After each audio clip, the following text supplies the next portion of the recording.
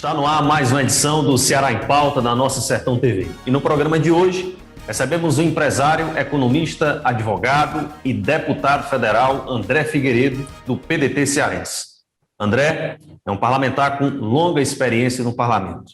Já foi ministro das Comunicações e exerce atualmente também a condição de presidente do PDT no Ceará e vice-presidente nacional da Legenda. Deputado, prazer recebê-lo mais uma vez aqui no Ceará em Pauta. Seja muito bem-vindo. Obrigado, Fabiano. Para mim é uma honra, mais uma vez, a gente ter esse bate-papo através do Sertão TV, no Ceará em Pauta, justamente em um momento onde nós precisamos, claro, cada vez mais fazer chegar informação aos nossos conterrâneos e observando as regras de isolamento, uma vez que a humanidade passa por um momento muito difícil e que, infelizmente, o Brasil ainda consegue passar de uma forma mais lamentável pela falta de um comando do Poder Executivo. Mas é muito bom a gente estar aqui batendo esse papo para que a gente possa fazer alguns esclarecimentos e fazer a informação chegar mais perto dos nossos queridos conterrâneos e conterrâneas. Deputado, vamos fazer aqui um rápido balanço desses últimos acontecimentos políticos e que têm movimentado os bastidores e também nesses últimos dias. Eu queria começar pelo mais recente pedido de impeachment que foi protocolado pelo PDT contra o presidente Jair Bolsonaro por ameaça ao livre exercício dos poderes. Inclusive, queria que você explicasse um pouco mais. O documento foi assinado pelo presidente Carlos Lupe e por Ciro Gomes, ex-ministro e pretexto candidato aí do partido ano que vem. Presidente e vice-presidente do partido, respectivamente, encaminhado também ao presidente da Câmara dos Deputados, o Arthur Lira. Com que objetivo exatamente esse pedido, baseado exatamente em quê, para a gente entender e as pessoas também que nos acompanham, deputado? Veja bem, o presidente da República, Jair Bolsonaro, ele já cometeu praticamente todos os tipos previstos na Constituição como crime de responsabilidade. Nós já afastamos um presidente da República por uma questão relacionada a um Fiat Elba, foi o Collor. Posteriormente, o Congresso Nacional já afastou uma presidente da República por um crime de responsabilidade fictício, chamada pedalada fiscal, e o Bolsonaro, a cada semana que passa, ele vem desrespeitando a Constituição, a democracia, e agora a gravação que foi, e aí eu lamento que realmente se grave uma ligação com o presidente da República, eu acho que isso é uma atitude repugnante, mas o conteúdo consegue até ser mais repugnante, onde o Bolsonaro, ele insiste para que indevidamente o senador Cajuru pudesse colocar governadores e prefeitos, né, numa tentativa de continuar essa queda de braço com estados e municípios, a grande maioria deles que está, digamos assim, compensando a irresponsabilidade do presidente da República, né? E nós temos aí também, por parte das palavras dele, ameaça até mesmo de dar, e dito nas palavras dele, porrada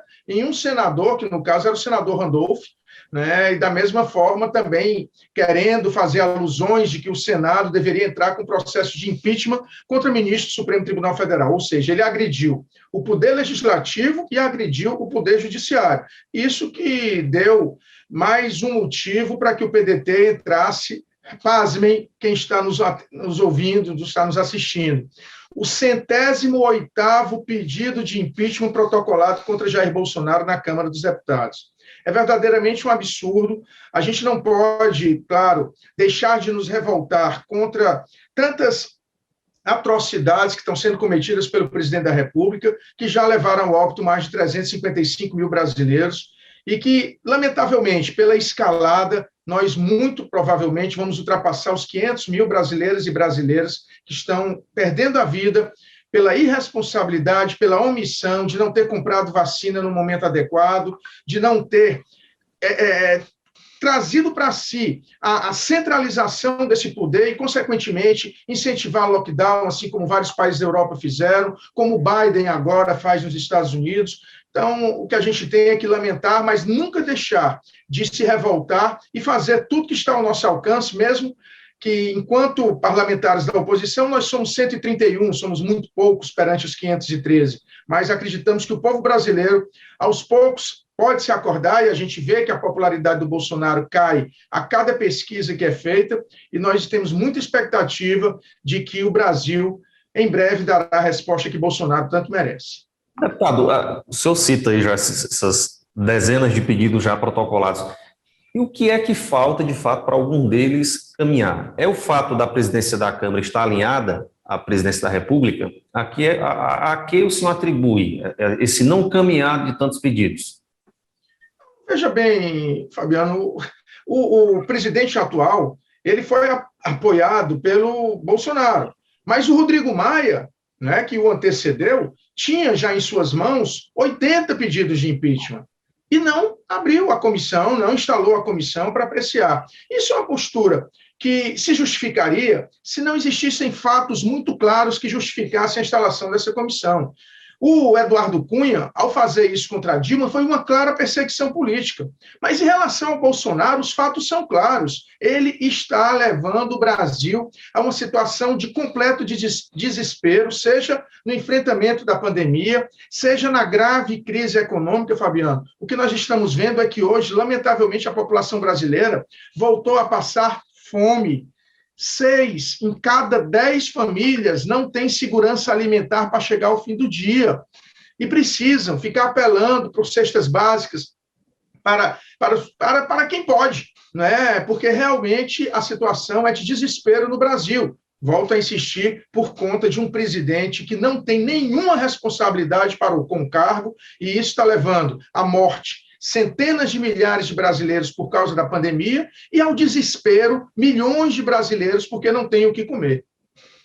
Deputado, o senhor falava agora há pouco dessa questão da CPI, eu vou já entrar nesse assunto, inclusive a movimentação em decorrência da liberação desse áudio por parte do senador Cajuru, e eu estava dando uma olhada agora há pouco na informação da competência do Congresso em investigar governadores e prefeitos, mesmo recurso do Centro Federal. Mas antes, o senhor falava dessa questão aí da presidência da República. O senhor já foi ministro das Comunicações, conhece bem o setor, sabe das dificuldades, entende. Como é que o senhor enxerga, deputado, os ataques da presidência da República à imprensa brasileira, na opinião do senhor? É mais um dos descalabros do presidente da República, né? Ele não consegue ter capacidade de dialogar. E quando não se dialoga, se parte para agressividade. É natural daqueles que não têm o mínimo de competência intelectual, mental, para que possa discutir de uma forma sábia, né? Então, ele parte para agressão, ele já ameaçou por várias vezes fechar órgãos de imprensa e sabe que não tem condições para isso, mas, por outro lado, vai editando medidas provisórias que inviabilizam a vida, principalmente dos jornais impressos, né? Muitos jornais realmente estão fechando no Brasil, porque, por exemplo, um edital de licitação que era obrigado e até mesmo por questões da transparência pública, ser publicado em jornais de grande circulação, ele simplesmente quer que seja feito apenas em meios digitais, consequentemente dificultando o acesso e a divulgação de editais de licitação, de editais de convocação, enfim, várias peças públicas que viabilizam a imprensa. Então, o que eu digo é que o Bolsonaro, pela característica que sempre teve como um deputado completamente ineficiente e que nunca teve conteúdo para debater grandes temas, agora, como presidente da República, resolve enfrentar a imprensa, né? Não vou dizer aqui que setores da imprensa realmente não desvirtuam muito do que a verdade, do que seria a verdade dos fatos, mas é importante que se tenha o ponto e o contraponto. O Bolsonaro não, tem que bater palmas para ele, porque senão estão perseguindo, estão denegrindo a imagem dele, o que a gente sabe que não é verdade, porque, lamentavelmente, ele gasta dinheiro público com a rede do ódio, com uma rede que ele financia nas redes sociais, que servem para implantar fake news, para levar e disseminar o ódio entre seus seguidores contra aqueles que divergem do Bolsonaro. E aí eu digo, são 20% da população brasileira, 30% que ainda dão algum tipo de aprovação, mas nós que repudiamos tudo isso somos 70%. Portanto, somos maioria no enfrentamento a Bolsonaro e, como tal, respeitamos demais a imprensa, respeitamos demais os meios de comunicação para que eles possam levar a informação justamente ao povo brasileiro nos mais longínquos locais, justamente aonde, às vezes, não se tem sequer condições de ter uma internet, porque também nesse aspecto, e aí também fazendo menção a importância que tem a pasta das comunicações, a internet deveria já estar, nesse ano de 2021, sendo acessada por todo o povo brasileiro. Era a universalização do acesso à internet, que em 2015, 2016, nós já buscávamos implantar. Infelizmente, ainda temos muita dificuldade para isso, quando o resto do mundo já tem praticamente a internet universalizada, evidentemente, sem contar com os países que têm mais dificuldades financeiras, especialmente os países africanos. Mas o Brasil já estava a passos largos. Agora, o Brasil só faz andar para trás por conta de um presidente e de uma equipe que ele montou, que, em sua essência, é completamente despreparada. O senhor propôs à Câmara dos Deputados que surja o decreto do presidente Jair Bolsonaro, que inclui, inclusive, a EBC, que é a Empresa Brasil de Comunicação, no Programa Nacional de Desestatização, o PND. Por que, deputado? Veja, Fabiano, o Brasil já tem uma dificuldade muito grande de ter a sua soberania garantida. E isso foi conquistado em alguns setores à custa de muito sacrifício do povo brasileiro e de uma visão muito grande, por exemplo, do ex-presidente Getúlio Vargas, né, quando criou a Petrobras, a Eletrobras, né, toda a área siderúrgica. Então, nós temos aí a segurança energética do Brasil sendo colocada, muito provavelmente, nas mãos da iniciativa privada, e isso é um risco muito grande para a segurança nacional. Da mesma forma a Petrobras, da mesma forma os Correios, da mesma forma os nossos dados pessoais, com a eventual privatização de Serp e Dataprev. E não bastasse isso, um meio de comunicação que serve para levar um conteúdo relevante, um conteúdo conscientizante para a população brasileira, que é a EBC, a Empresa Brasil de Comunicação, ele também querer privatizar, é um desrespeito à comunicação e à conscientização do povo brasileiro. E diga-se passagem, ele é o presidente da República, né? Então, em tese, se ele tivesse o que mostrar, a EBC era para ser um grande instrumento para isso. Mas quando não tem nada de positivo para se mostrar, pode mandar fechar e continuar disseminando mentiras através da sua rede do ódio, através da sua rede de fake news. Por isso que nós entramos com um projeto de decreto legislativo para assustar a EBC, Serp, Dataprev, Correios, desse programa de desestatização. Nós topamos discutir que alguns segmentos possam ser objeto de concessão, por exemplo, aeroportos, né, ferrovias.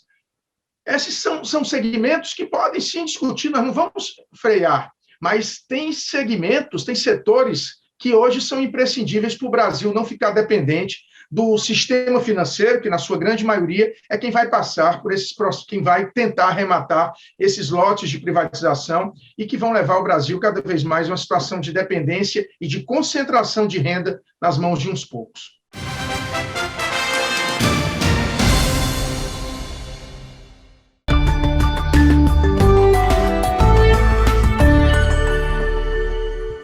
Sertão TV, a nossa TV, sempre perto de você. Olá pessoal, sou Ariane Vasconcelos e estou ligada na Sertão TV, a mais nova TV do Ceará, que tem uma programação diferenciada para lhe proporcionar o melhor conteúdo. Eu também sou Sertão TV. Sertão TV, feita para você. Nunca fomos tão conectados. Conectados a memes de gato e aos grupos de trabalho. Conectados com roqueiros, forrozeiros e a turma da Zumba. Conectado com gamers. Conectados com veganos, torcedores, com pretos, brancos, amarelos. Conectados com os nerds e com as feministas. Conectados com youtubers, ciclistas, hipsters, ativistas. Conectado com o mundo. Conectado com você. Brisa Nerd. A Cocalc sabe que a pandemia ainda continua. E é por isso que continua reforçando seus protocolos sanitários. Neste período difícil de crise, a Cocalc se preocupou na manutenção de empregos, ofereceu oportunidades e manteve seu propósito de aquecer a economia da região. É assim, com compromisso e pensando em iniciativas coletivas, que vamos vencer a pandemia. Essa é a Cocalc, uma empresa da gente. Nossa arte, cultura e nossa gente, vistos e apresentados por quem vive o dia a dia e é apaixonado por esse mundo que é o sertão. Bem-vindos ao Sertão para Ser do Ceará. www.sertãoparaserdocceará.com.br. Conheça e encante-se.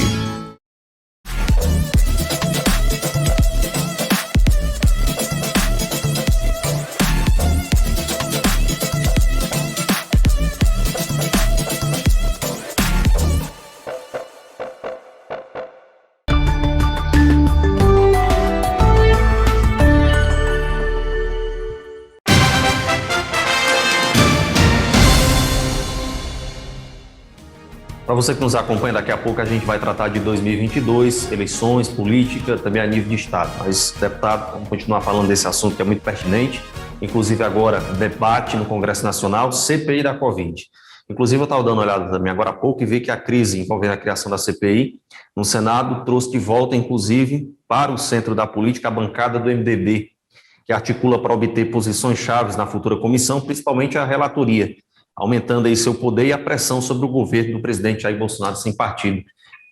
Mesmo recurso sendo federal, deputado André Figueiredo, cabe ao Congresso, ele tem competência para investigar governadores e prefeitos, e onde é que o senhor acha que vai morrer essa proposta que tanto se debate para ampliar a capacidade de investigação sobre os recursos? Eu sou favorável, Fabiana, a que se investigue tudo, mas existe algo que é uma competência constitucional. E no regimento do Congresso Nacional, do Senado e da Câmara, existe um impeditivo para se investigar estados e municípios. Isso são atribuições das assembleias legislativas, nos casos de estados, e das câmaras municipais, no caso de município. O que o Congresso Nacional poderá, e no caso apenas o Senado, porque a CPI não é mista, ele vai investigar o grau de irresponsabilidade na condução da pandemia por parte do governo federal e os repasses que foram efetuados a estados e municípios. A aplicação na ponta, ele não pode investigar, ele pode, evidentemente, colher subsídios e repassar para que as respectivas assembleias legislativas possam realizar no âmbito de seus estados as CPIs. O que nós queremos, e aí tem que deixar muito claro é isso, a CPI ela dura 3 meses.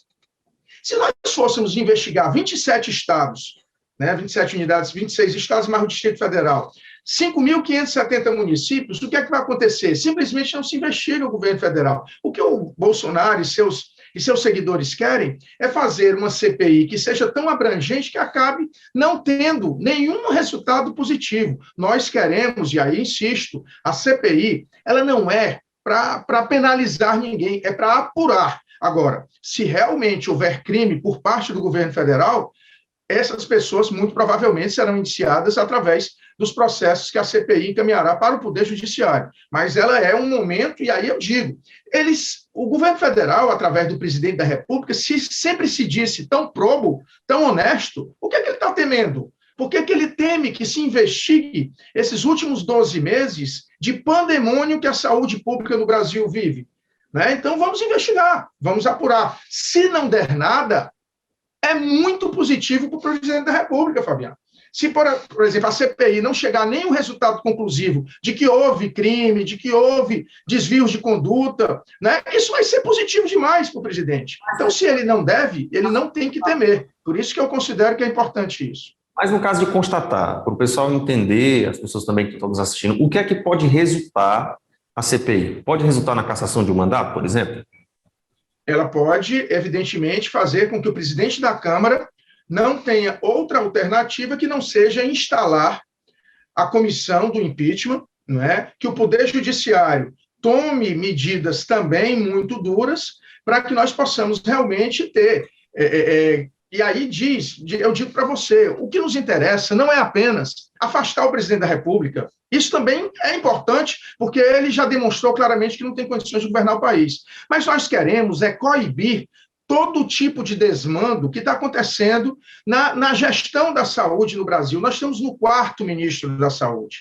É o 4º ministro em 12 meses. É impensável qualquer outro país do mundo, principalmente de um país com a dimensão que tem o Brasil, nós termos 4 ministros da saúde durante a pandemia da Covid-19. Então, o que nós queremos é frear toda essa cadeia de desmandos que é oriunda do governo federal. A questão do afastamento ou não do presidente da República, isso é uma questão que poderá vir como consequência, mas o nosso objetivo maior é apurar crimes e corrigir eventuais desmandos para que a gente possa, pelo menos nos próximos meses, garantir uma vacinação em massa para a população brasileira, garantir que os recursos públicos possam ser bem utilizados e não sendo desviados para comprar cloroquina, que mostrou-se claramente que não tem nenhuma eficácia perante a Covid-19 e que nós possamos fazer com que a população seja respeitada pelo Poder Executivo Federal.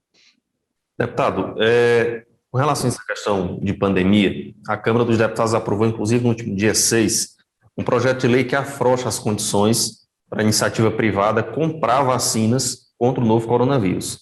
No Ceará, inclusive, dos 21 deputados presentes, apenas 2 não contabilizaram voto para o texto base. Não é o caso do senhor. O senhor votou não. Para entendermos o motivo do senhor ter sido contrário a esse projeto. O porquê que o senhor votou não, e até uma forma de esclarecimento para as pessoas que nos acompanham, deputado. O Brasil tem uma das melhores redes de saúde pública do mundo, né? Estados Unidos já estão com mais de 70% da vacinação sendo realizada da sua população, mas gastando muito porque não tem uma rede de saúde pública, consequentemente tem que montar estruturas, tem que fazer parcerias com a iniciativa privada. Aqui no Brasil, não. Nós temos uma rede de saúde pública. O que é que nós precisamos? Vontade política de se adquirir as vacinas, porque os recursos nós temos. Nós precisamos, sim, fazer com que esses recursos possam ser destinados à aquisição das vacinas, consequentemente, ser priorizado.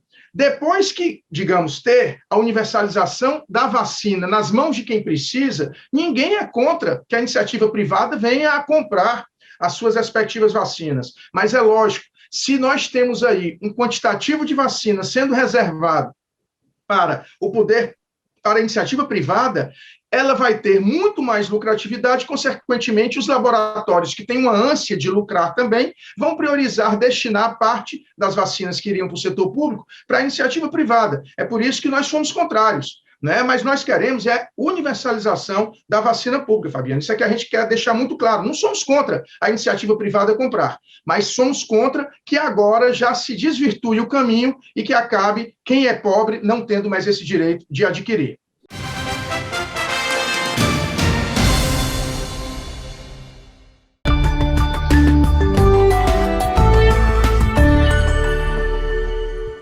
Sertão TV, a nossa TV, sempre perto de você.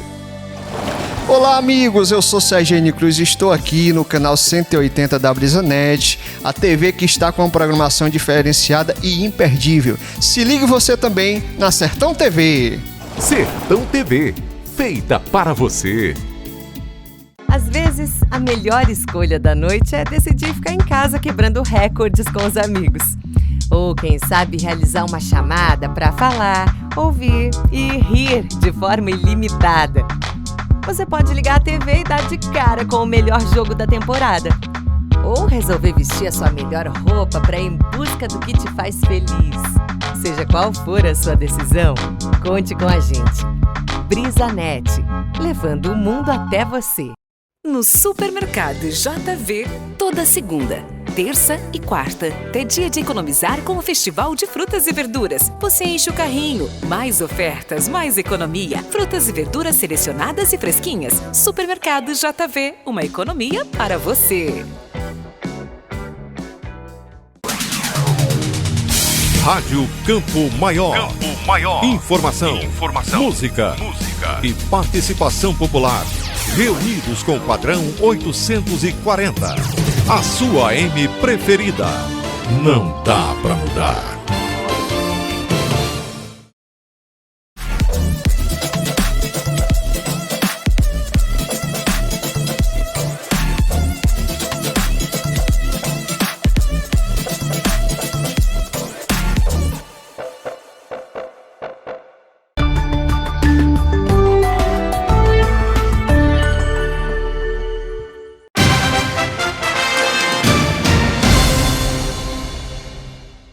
Deputado, aproveitando essa deixa do senhor, por que existe por que houve essa certa apoio, principalmente da bancada, que apoia o presidente Jair Bolsonaro em concordar com esse projeto da compra por parte de empresas privadas?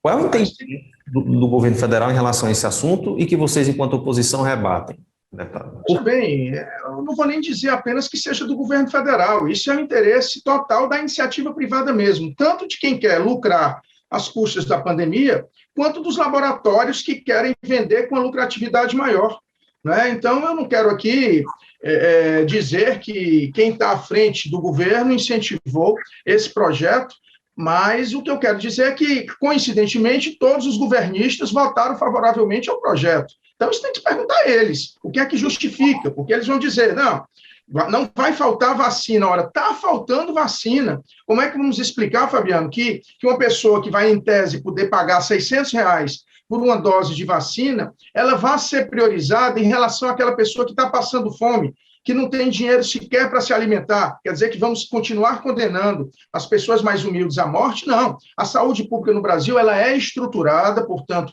tem o governo federal a responsabilidade de universalizar a vacinação sem fazer com que a iniciativa privada possa ter preferência num momento como esse. Nós somos favoráveis, insisto. Se a iniciativa privada quiser comprar mais à frente, pode comprar, mas, lamentavelmente, nós perdemos. Então, a iniciativa privada ela vai ter esse direito, caso o Senado também feche e vá à sanção e o presidente sancione, a iniciativa privada, muito provavelmente, daqui a pouco, nós vamos ver eles comprando a vacinação e talvez uma elite sendo vacinada e, lamentavelmente, mais e mais trabalhadores, pessoas da base da pirâmide, desempregados, não tendo acesso à vacina e, consequentemente, ficando ainda mais vulneráveis. Perguntei isso porque causa estranheza. Eu acho que caberia ao governo federal fortalecer o SUS, né? E, através disso, mobilizar a bancada governista. Mas o que a gente percebe aí é uma certa bandeira em torno da liberação por parte desse projeto, que acabou sendo aprovado, né? Deputado, por falar em Câmara, eu queria saber do senhor, a gente está no ano pandêmico, mas também estamos no ano que antecede o período eleitoral, ano que vem, pleito eleitoral. Que agenda legislativa para 2021 o senhor acha que a Câmara vai seguir, o Senado Federal, o Congresso Nacional Brasileiro, e o senhor defende o que para esse ano? Fabiano, existem, digamos assim, grandes temas que devem ser pautados. Um deles que nós temos que resistir, e aí precisamos do apoio da população brasileira, que é esse programa de desestatização, de privatização de setores que são importantíssimos para o nosso país, ter um mínimo de perspectiva de desenvolvimento e de não subserviência aos interesses do sistema financeiro internacional. Então, o governo vai querer privatizar a Eletrobras, vai querer privatizar a Correios, vai querer privatizar Serp e Dataprev, né? Então, nós temos que nos opor e fazer uma grande trincheira contra esse projeto. Existem outras duas reformas que, para o ano de 2021, estão pautadas. Reforma administrativa, que também é um absurdo pensarmos em enfraquecer o Estado brasileiro, desvalorizar o servidor público, no momento onde o servidor público está sendo imprescindível, por exemplo, para enfrentar a pandemia, né, os nossos trabalhadores da saúde, né, os nossos trabalhadores da limpeza pública, os nossos profissionais de segurança, os trabalhadores da educação, estão sendo imprescindíveis nesse momento. Nós estamos querendo justamente enfraquecer esses trabalhadores que não têm, porque ficam dizendo, estamos querendo atacar quem tem faixa salarial altíssima. É mentira. É mentira, a grande maioria dos trabalhadores brasileiros, eles ganham, em média, 2,2 salários mínimos, certo? Então, os servidores públicos brasileiros, eles precisam de muita atenção e respeito, principalmente num momento como esse. E a reforma administrativa, ao mesmo tempo, começa também a dar superpoderes ao chefe do Poder Executivo, ou seja, ele diz que ele vai poder extinguir cargos, vai poder fundir autarquias, vai poder extinguir a autarquia sem precisar passar pelo Poder Legislativo. É um absurdo a gente imaginar. Por isso que nós somos contra essa proposta de reforma administrativa e sequer discutirmos no ano onde a pandemia ainda está com essa gravidade por aí. Agora, somos completamente favoráveis a votarmos uma reforma tributária. Uma reforma tributária que seja progressiva, uma reforma tributária que faça justamente quem tem mais, quem ganha mais, pagar mais. Porque hoje a reforma tributária, o modelo tributário brasileiro, ele é muito regressivo. Ele praticamente iguala, na sua grande maioria, aqueles que ganham muito e os que ganham pouco. Como assim? Através de uma tributação pesada sobre o consumo. Então, o mesmo imposto que um trabalhador paga para comprar 1 litro de leite é o mesmo imposto que um ricaço paga para comprar esse mesmo litro de leite. Então, isso é injusto. Quando a tributação é sobre o consumo, você acaba igualando os desiguais. Agora, se você tributa quem tem um patrimônio altíssimo, de milhões, de centenas de milhões de reais, quem tem uma renda de mais de 100 mil reais, de 200 mil reais, você precisa aumentar a alíquota desses que podem pagar. Nos Estados Unidos, inclusive, de uma forma onde eles mesmos tomam atitudes, os grandes ricos dos Estados Unidos estão dizendo, nesse momento, a gente precisa pagar mais imposto. Aqui no Brasil, infelizmente, boa parte da elite, posso dizer até a maior parte dessa elite, ela não quer pagar imposto. Não se paga imposto aqui sobre lucros e dividendos. Então, se tem um dono de uma grande empresa que já é tributada com base no lucro real, certo? Ela, mesmo a gente na proposta reduzindo a alíquota desse lucro real, para que ele, ao distribuir esse lucro, seja tributado, eles não querem pensar nisso. Por isso que a gente quer uma reforma tributária que seja progressiva e, consequentemente, nós possamos tributar aqueles que lucram mais, é o caso dos bancos. Os bancos pagam muito pouco imposto e os lucros são altíssimos dessas principais instituições financeiras. Enquanto isso, o trabalhador assalariado, ele não escapa da mordida do leão e, consequentemente, paga muito imposto, seja na sua pequena renda, seja no momento de consumir bens que são essenciais à sua própria sobrevivência. Por isso que eu digo, se eu fosse elencar para o ano de 2021 uma necessidade que temos, é uma reforma tributária que seja progressiva. Deputado, o senhor tocou num assunto muito importante, inclusive, isso é uma cobrança constante da população, principalmente aos senhores representantes. E o senhor, enquanto representante também, deputado, o que é que está ao alcance da Câmara dos Deputados em relação a esse assunto, aumento dos produtos, gasolina, gás de cozinha, energia e até produtos alimentícios, arroz, o óleo, para você ter ideia, chegou a casa de R$10 a unidade. Preços que, para o pobre, que vive numa situação de vulnerabilidade social, se tornou algo quase que impraticável. Para você ter ideia, tem aumentado, inclusive, a quantidade de pessoas que têm substituído o gás de cozinha pelo fogão a lenha, dada a condição de não poder mais adquirir. Imagine você poder comprar um gás de R$150. Então, assim, a população cobra também um posicionamento em relação ao aumento dos produtos. Ao que o senhor classifica? É uma política econômica errada que não está dando certo por parte do governo federal? E o que é que pode ser feito em relação a essa situação? E o que é que pode partir também por parte dos deputados? Não, nesse aspecto, Fabiano, cada poder tem os seus graus de atribuição. Nós não temos o poder de congelar preços, não temos poder de interferir em estruturas mãe, como é o caso da Petrobras, por exemplo, que ela poderia, sim, ela poderia ter uma política de preços diferenciada, mas isso é uma atribuição do Poder Executivo. O que nós temos aí é, infelizmente, o mercado mandando na Petrobras, né, o mercado mandando, e agora com a autonomia do Banco Central, que foi mais um grande passo para trás, o que nós vimos é que a taxa de juros estava 2%, já subiu. Isso é uma taxa básica, né? Porque a taxa de juros que um cidadão paga quando está devendo cartão de crédito, está devendo cheque especial, é nas alturas. Quando está devendo empréstimo consignado, isso aí no mês já leva mais de 2%. Essa taxa é fictícia, mas de qualquer maneira é uma referência para a dívida pública. E aí o que a gente viu depois da autonomia foi que aumentou justamente o 0,75%, a maior alta que já tinha, e já se prevê que talvez ela chegue a...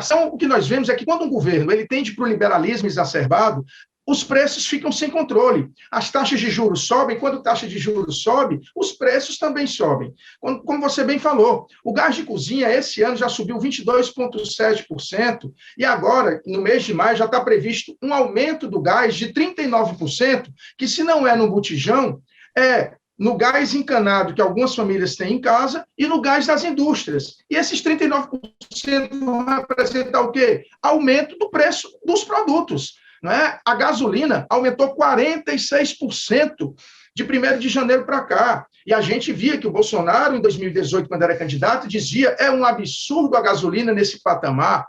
E a gente vê que hoje a gasolina está praticamente o dobro do que ele pegou quando foi presidente. Então, são questões como essa que mostram que o governo, que o Poder Executivo não tem comando, que, lamentavelmente, nós temos uma irresponsabilidade latente à frente da gestão pública federal. Né? E é isso que nós precisamos, nos indignar, mas dentro de uma política de preço, o Poder Legislativo não pode fazer nada a não ser tentar, através de uma ação muito forte, impelir o Poder Executivo a fazer algo que é de sua responsabilidade. Porque nesse assunto porque a gente tem percebido o aumento no nível de pobreza da população, né? Principalmente... Não, é impressionante, Fabiano, você tem toda a razão. A gente vê as pessoas, o botijão de gás não tem mais condição de comprar. São pessoas que agora têm que realmente pegar lenha e esquentar a sua comida. Eu estava vendo hoje uma reportagem que a gente vê a necessidade, são proteínas que hoje a população brasileira, o máximo que está conseguindo comer, e quando consegue, é ovo. A carne está impossível, não é? Os produtos estão subindo em demasia, até mesmo o pão, porque tem como matéria-prima o trigo, e o trigo é importado. Então, quando varia o dólar, o pão também sobe. Então, nós temos que ter essa clareza de que a economia do Brasil está aos frangalhos.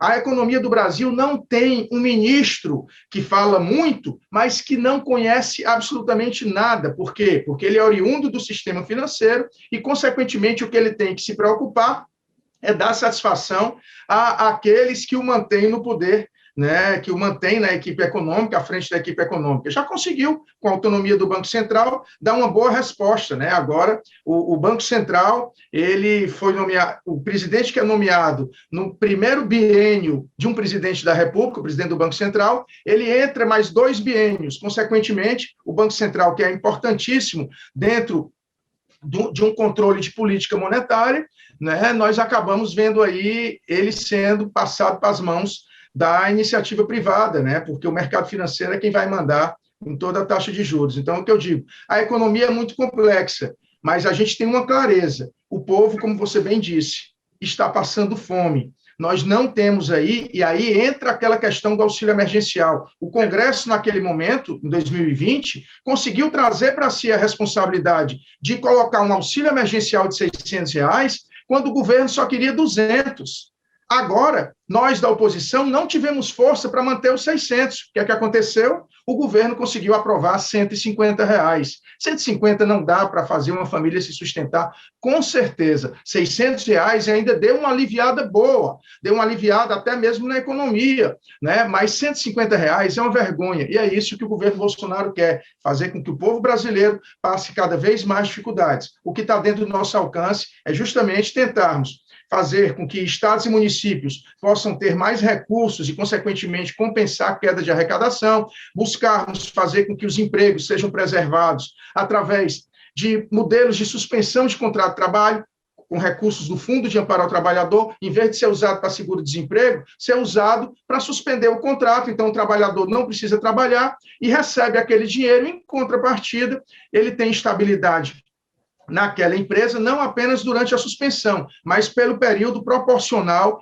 quando voltar a trabalhar. Isso tudo foram dispositivos que nós aprovamos em 2020. Em 2021, está difícil. Lamentavelmente, o chamado Centrão, hoje, está de braços dados com o governo, né? E, lamentavelmente, a gente fica realmente sem capacidade de diálogo. Mas continuamos na luta. Não vamos nos omitir de dialogar com os partidos do centro e não vamos nos omitir, em nenhuma hipótese, de enfrentar toda essa cadeia de desmandos do governo federal.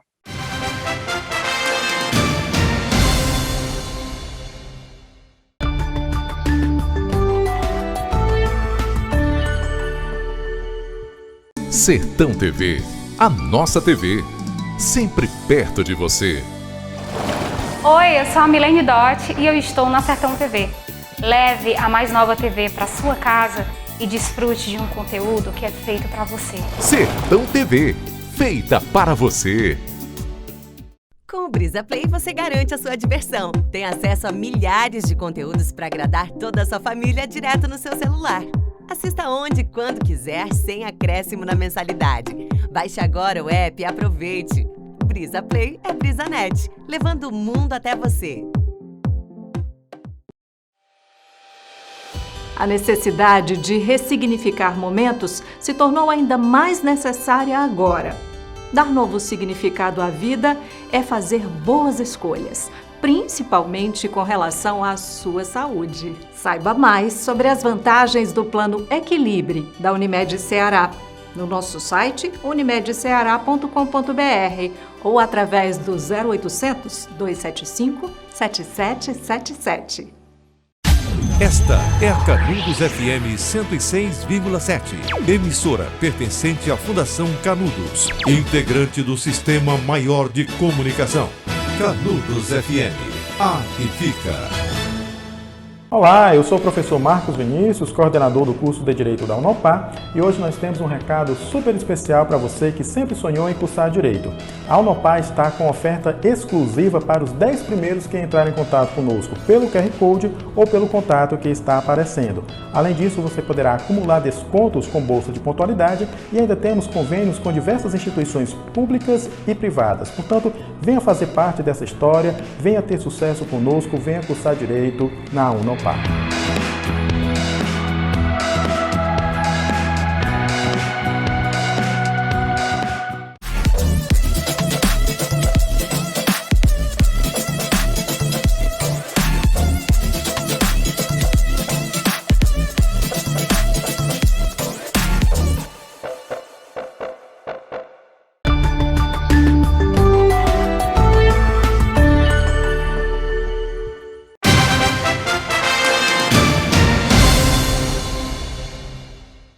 Deputado, o PDT, quer queira ou não, está no centro das discussões nacionais, sobretudo quando se trata de 2022, até porque vocês têm um nome que é Ciro. E aí, onde o PDT entra diante de todos esses problemas?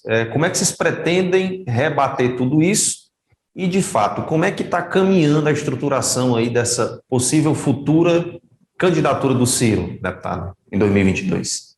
Bem, nós estamos construindo, Fabiano, lógico que nós gostaríamos de ter uma grande união de forças do nosso campo, de centro-esquerda, mas compreendemos que é pouquíssimo provável que o PT abra mão de uma candidatura. Aí todos vão dizer, puxa, mas o PT é o maior partido de esquerda do Brasil. É verdade, ninguém discute. É tanto que chegou ao segundo turno em 2018. Mas, ao mesmo tempo, todos nós sabíamos, ele chegando ao segundo turno, continuaria sendo o maior partido de esquerda, de oposição do Brasil, mas o Brasil seria entregue nas mãos de um translocado. E foi o que aconteceu, né? O PT elegeu o maior número de deputados federais, mas perdemos no segundo turno para o Bolsonaro.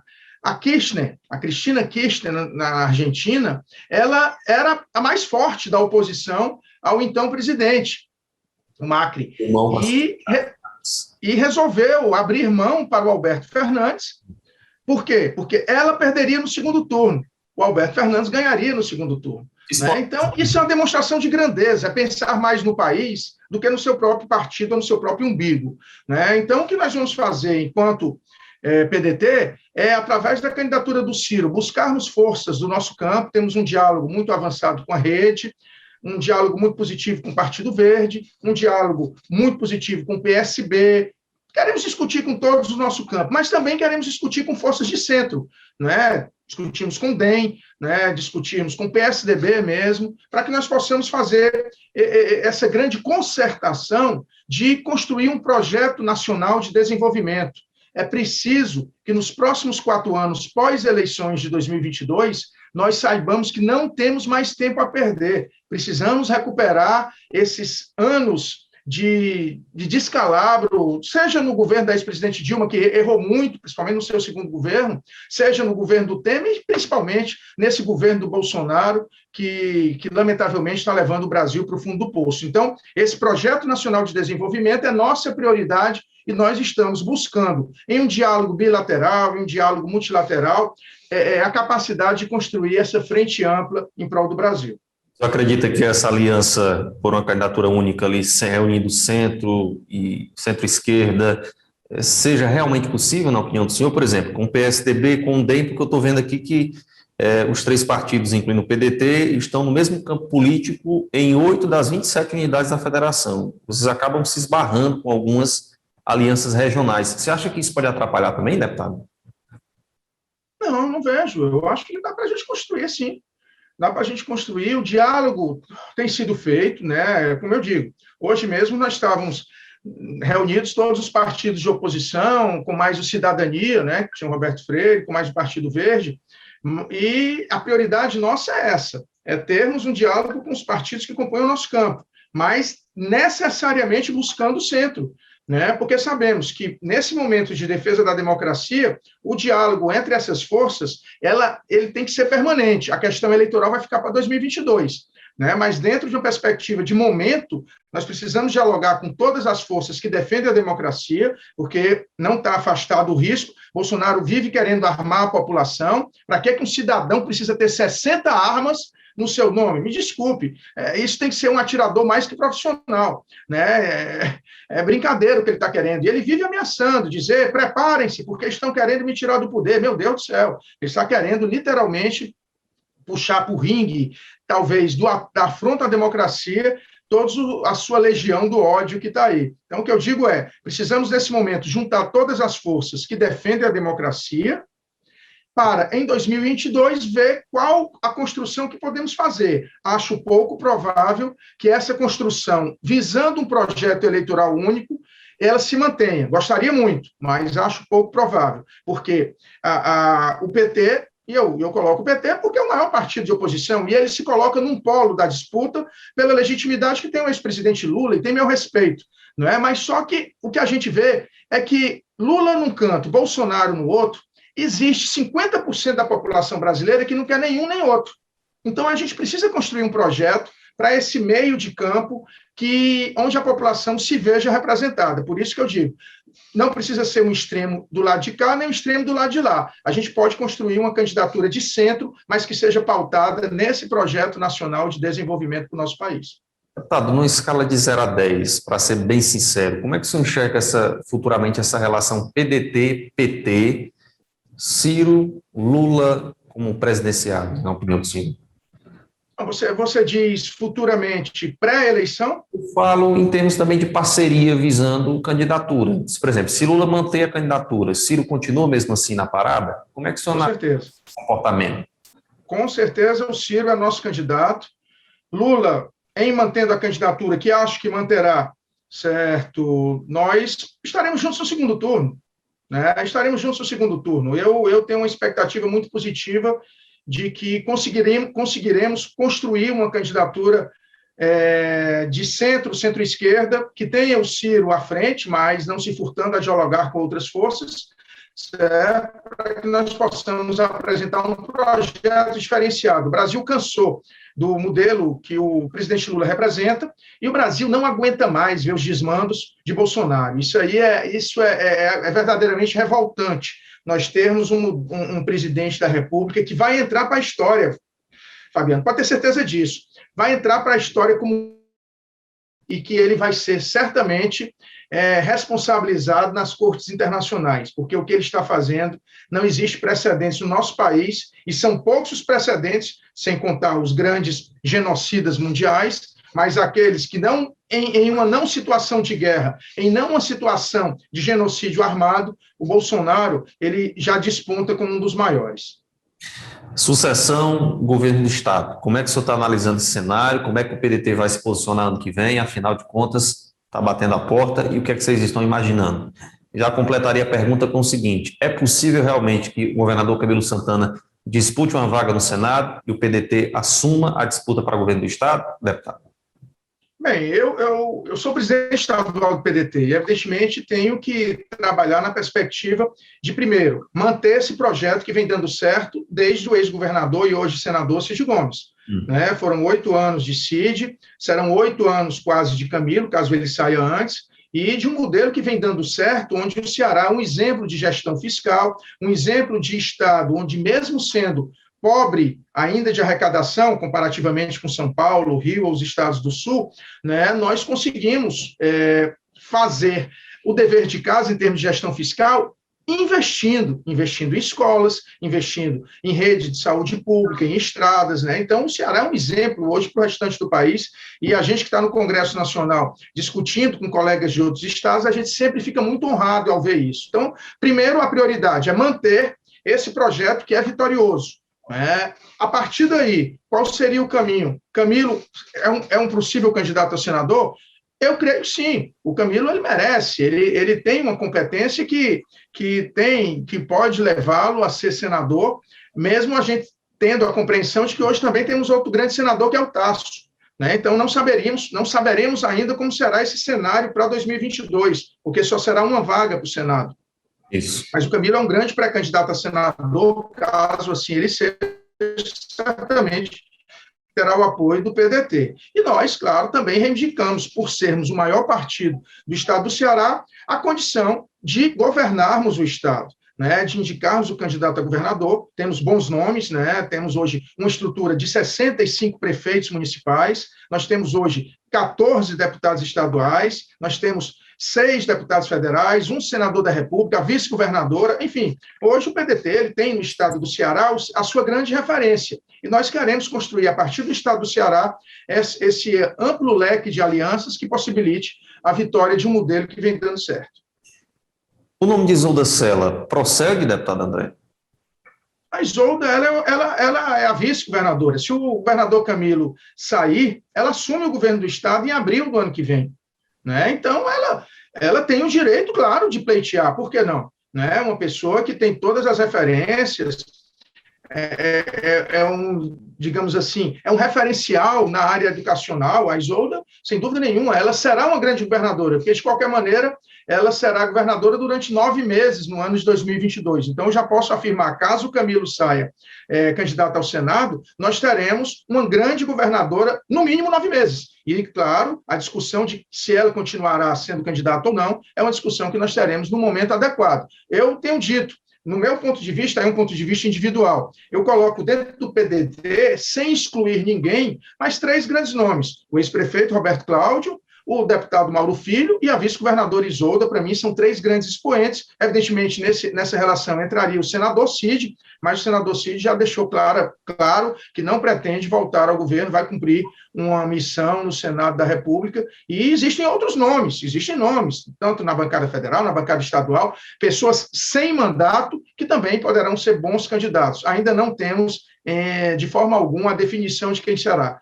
Estamos apenas colocando alguns nomes que são excelentes alternativas. E o seu futuro político, deputado? O que é que a gente pode imaginar aí com André Figueiredo em 2022? Não, 2022 se o povo cearense assim me der a honra, eu continuarei como deputado federal.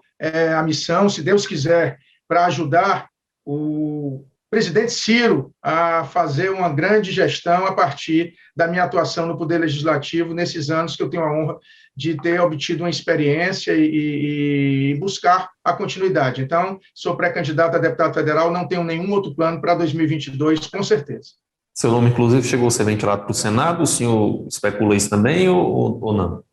Para Senado em 2022, de forma alguma. 2022 chegou a ser especulado em 2018, infelizmente, houve uma aliança que eu fui contrário, né, que fez com que o PDT lançasse apenas uma candidatura, e parte dos nossos companheiros apoiaram o então senador Eunício, a pedido do governador Camilo. Eu, particularmente, discordei desse encaminhamento, mas respeitei, e nós lançamos apenas o senador Cid. Agora, 2022 só será uma vaga ao Senado, e a preferência dentro do nosso campo político é do governador Camilo. 2026 é outra história. 2022, agora, a gente precisa priorizar esse mandato e, se Deus quiser, buscar caminhos para que a gente tenha, para além de um presidente da República comprometido com um novo Brasil, um Brasil bem diferente, tenhamos também um poder legislativo constituído, na sua grande maioria, por parlamentares que estejam ao lado desse modelo diferenciado de gestão. Deputado, um eventual acordo com o PSDB pode resultar, por exemplo, num acordo com o Tasso aqui no Ceará para ceder vaga para o Senado, entre o PDT e o PSDB? É possível? Tudo é possível, tudo é possível. Nós não descartamos nada. Como eu disse, o senador Tasso é um homem honrado, é um homem que merece todo o nosso respeito, né? E esperamos que essa disputa entre Tasso e Camilo ela não aconteça, né? Porque são 2 grandes homens públicos e que, se tivessem 2 vagas, estariam bem entregues aos 2 senadores, Tasso e Camilo, mas será apenas uma. Então, nada é descartado.